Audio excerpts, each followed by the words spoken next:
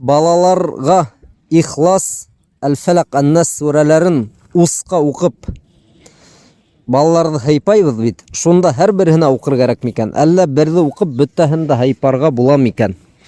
Беренчедән, әгәр балаларга укыйгыз икән, һәр берсенә аерым укуыгыз яхшырак.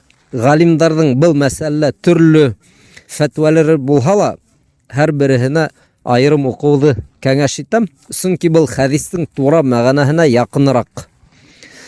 Һәм дә озын түгел бит инде. Сүннәттән билдәле булган осрактар Пәйгамбәрбез саллаллаһу алейһи ва саллям устарына Ихлас, Әл-Фәләк, Ан-Нас сүрәләрен укып, үзенең тәнен хайпай торган ибет. Авырып киткәндә мөэминдәр әсәһе Гайша радиллаһу анха үзе шулай ук эшләп Пәйгамбәрбезнең саллаллаһу алейһи ва саллям тәнен хайпаган. Мана был дәлил. Тимәк, Пәйгамбәрбез саллаллаһу алейһи ва саллям үзе генә укымаган, уга укыгандар. Ябай мусулман катыны укыган бит инде. Пәйгамбәр икенче пәйгамбәргә укымай.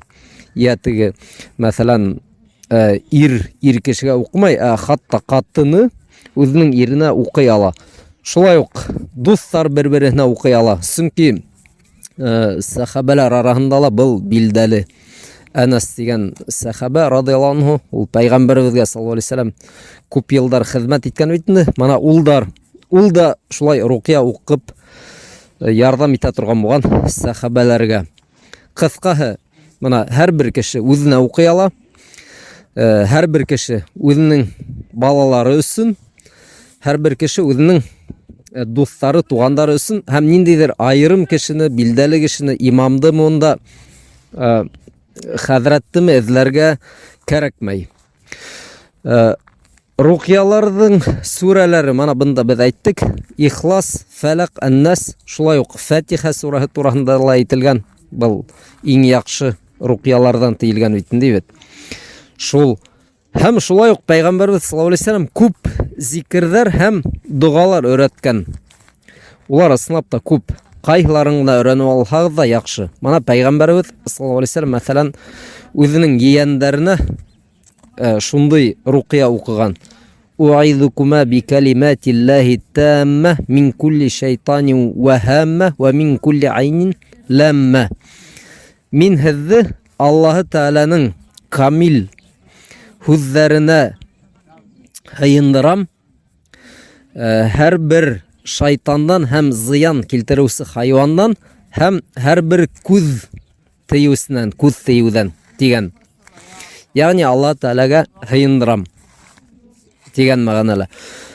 Шулай ук әгәр кемгәлер укыйбыз икән, ошондый һүзләр дә бар. Аллаһумма азһибил бәъс, Аллаһумма раббан-нас азһибил бәъс вашфи анта шафи ла шифаа илля шифаук шифаан ла югадиру сақама.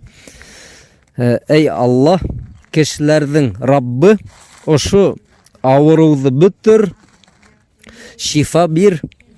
Һинең шифаңдан башка шифа юк. Һин шифа бирүсе. Был шифанан һуң бернинди дә авыру калмаһын дигән. Мына кыскаһы бындай зикрләр, дугалар бик күп. Кайһыларын галимдар әйтә. Рукия өчен генә түгел, дуга өчен дә кулланырга була. Мәсәлән, кемдер яракта булган балаһы өчен әйтә икән: "Эй Аллаһ, мин һиңә һыендырам, ошо баламды төрле шайтандан, хайвандан, күз тиюдән һәм башка мана дуга итеп әгәр куллана икән, рукия өчен түгел, өшкөрү өчен түгел, яракта булган берәй балаһы өчен дуга кыла бит. Был да мөмкин."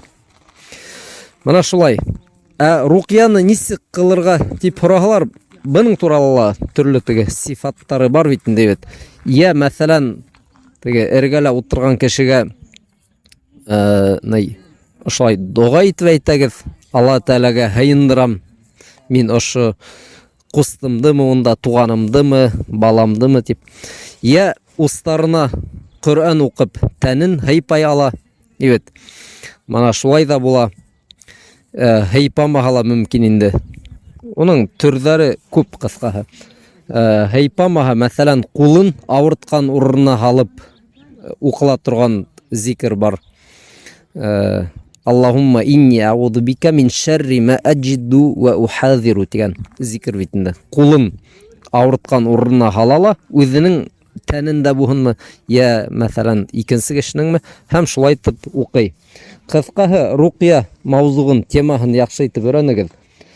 Унда укыла торган сүрәләр, аяттар, зикрләр, дугалар бик күп.